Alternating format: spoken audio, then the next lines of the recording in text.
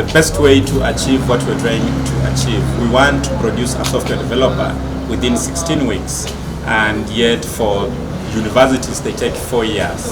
How exactly are we going to do that? We are focusing on very specific practical skills, and those are the skills that we are focusing on. We actually are training people in Python, databases, web development, and that with Flutter.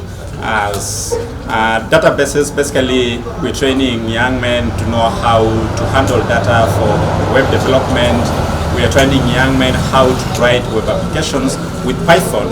Basically, we are training people how to use Python, which is a programming language to do data analytics. And with that with Flutter, we are actually training them to do mobile applications. Most of what we have in the market right now is guys who have probably gone through school, but they don't have the actual practical skills. Our program really emphasizes on what a learner can do. And by the end of this program, we want you to come out being able to do something, to develop an application, to have the practical skills. We shall have the certificate, but that is not the real outcome of our program. The real outcome is producing people who can actually program. And why are we doing so?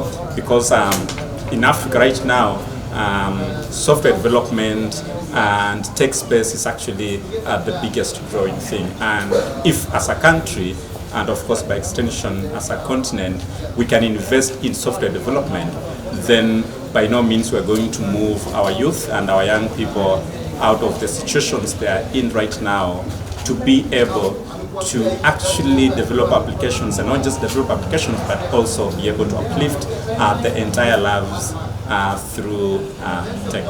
So we are targeting to recruit 1,000 youths across the western region, and that's just for the first cohort.